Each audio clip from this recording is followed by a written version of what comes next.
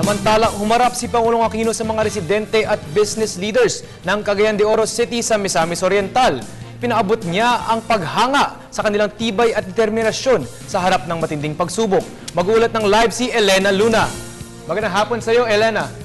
Magandang hapon, Sandro. Maghapon ngang naglibot si Pangulong Aquino kahapon sa Cagayan de Oro City at Misamis Oriental. Sa huling bahagi ng kanyang pagbisita doon ay nakasama niya ang mga lokal na lider at mga residente ng lalawigan. Personal na ipinaabot ni Pangulong Aquino ang kanyang paghanga sa katatagan at determinasyon ng mga taga Cagayan de Oro City at Misamis Oriental. Sa kanyang pagharap sa mga residente ng lalawigan, sinabi ng Pangulo na hindi sila nagpadaig sa pagsubok tulad na lamang ng nagdaang bagyong Sendong. Ayon sa Pangulo, nangibabaw pa rin ang tibay at determinasyon nilang bumangon bilang isang komunidad at sama-samang humakbang tungo sa unlad. Natutuwa ako, nakita ko kayo ngayon na hindi ho, kumbaga, sumusuko sa tadhana. Pero lumalaban para sa kapakanan nyo. At siyempre, napapasiglahan ho kami lalo. Ang regrets ko lang ho, sa init ng pagtanggap nyo, sana kandidato ako ngayon. Sinabi rin ng Pangulo na nagbalik siya para patuloy na tiyaking natutupad ang ipinangako niyang paghanap ng ligtas na lugar para magpatayo ng mga bahay ng mga nasalanta ng bagyong Sendong. Disyembre taong 2011 nang ipangako ito ng Pangulo.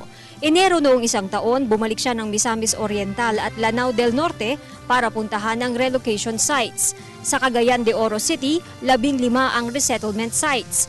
Sa mahigit 8,000 housing units na target ng gobyerno, sinabi ng Pangulo na 3,600 dito na ipatayo na at tinitirahan na.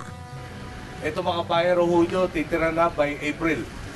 No, April itong taon na to. Ngayon, yung pinakita nyo, pakikitulungan, pagsasamahan sa isa't isa, siyempre mapapaadlot nyo yung komunidad nyo kung ipagpatuloy natin na walang kanya-kanya at nagmamalas pa. Pwede ho ba yun?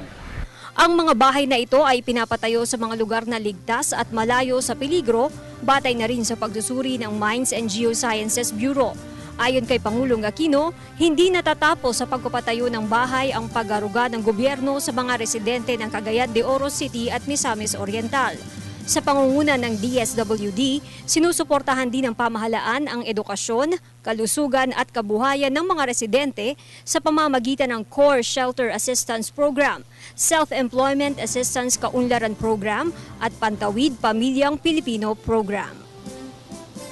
Ngayong araw, Sandro, ay nasa Malacanang lang si Pangulong Aquino para sa mga pribadong meeting. Apat ang meeting ni Pangulong Aquino na nagsimula kaninang 10 a.m. Sa mga sandaling ito ay kamiting ng Pangulo ang DILG. 3 p.m. naman mamaya ay makakamiting niya ang DSWD, ang NEDA, DOH at ang Cabinet Secretary. At yan ang ating balita mula dito sa Malacanang sa tulong ng RTBM. Ako si Elena Luna para sa Telebisyon ng Bayan.